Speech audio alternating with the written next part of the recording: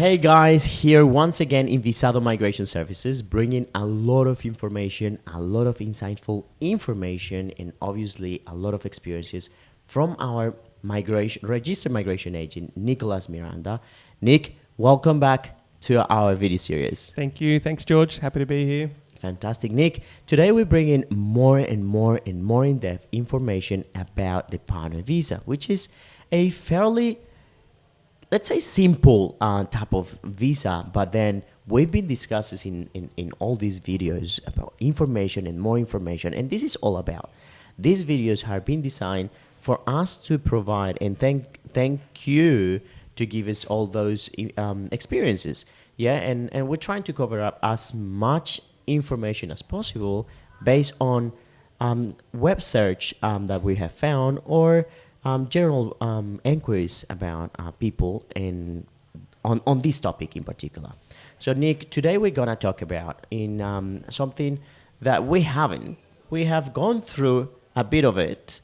Yeah, we have discussed about what the partner visa is, how long does it take, and all these things that we have discussed before. But today we're gonna talk in particular of what are the Australian partner visa checklist. Perfect. So checklist comes up quite a lot in visa applications. And I just want to touch on something you said at the beginning where you said, this is generally a fairly simple application, but it's simple yet quite heavy in terms of documentation. So that's why we need a checklist to make sure that we provide everything that the department wants to see. It's become a lot heavier in the last few years, basically because a lot of people have been probably abusing this visa and perhaps not been in a genuine relationship and taken advantage of the visa and then maybe sponsored somebody who probably wasn't really their partner in the first place. So the department has gone out and said, look, we need to see more documentation about your relationship. So they've provided us with what is referred to as the 4 pillars of the relationship, or 4 pillars of a relationship under the Migration Law, or under the Migration Act. Those 4 pillars are, the first one is financially, have you brought your relationship together financially? So what are documents related to that? So we're talking about joint bank accounts and things like that. Have you brought something together? The other one is what's the social aspect of your relationship? So are you actually a public, like a socially public couple? Meaning, do people know about your relationship, or are you keeping it a bit hidden? Can you prove that? So invitations, things like that, they all really help. The third pillar is what's the nature of the household? Because you live together, can you describe that to me? Can you describe who does what? Who does the cooking? Who does the washing? Maybe one couple's better at cooking, the other one's better at washing. These kinds of things, very mundane but very relevant to the department to look at to make the assessment on whether or not it's a genuine relationship. The final one is the nature of the commitment. So how committed are you? What's the emotional aspect? Can you describe that? Some things we can provide, we can prove using documentation. Other things we may have to provide using, say, written statements. And that's what we've talked about before as well. So those are in general, the 4 main things. They're broken down into checklists. Some things you can provide, other things you may have to talk about in your written statement.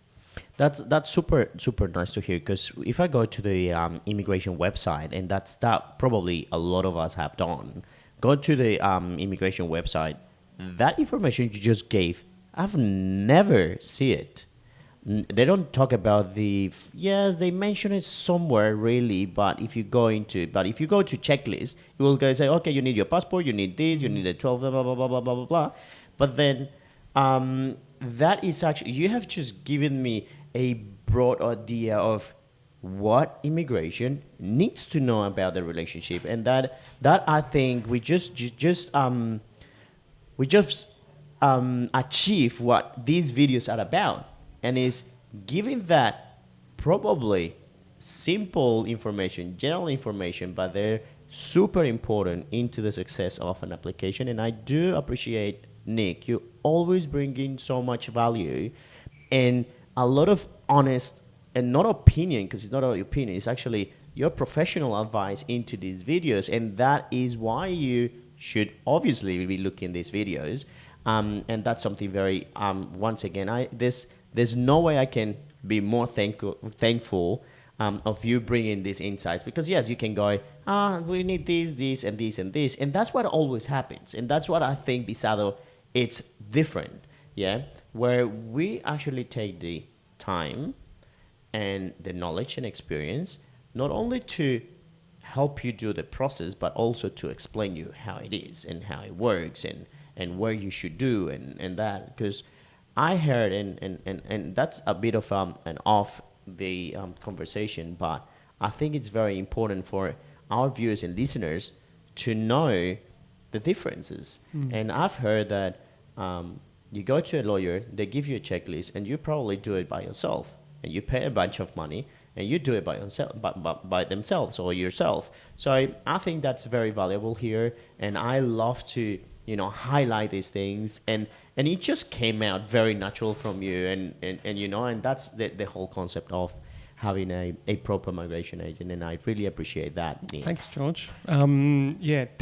Definitely don't be too overwhelmed by what's needed either. But it's really true. Look, in the immigration website, the department's website, look, I think it's there. I'm sure I've seen it before. I'm a bit like you. Yeah. That I'm like, I think I've seen the 4 pillars in there somewhere, but it's not clear, unfortunately. That's just because that's the nature of the department's website at the moment. So we rely on the migration law, obviously, for all our answers. Well, there you go. We've got here Nick with all this honest and experienced information, giving it to you. Once again, follow us on this channel and like this video, and well, stay tuned for next videos. And Nick, once again, thanks a lot. Thanks, Thank you. George, and see you later. Bye, everyone.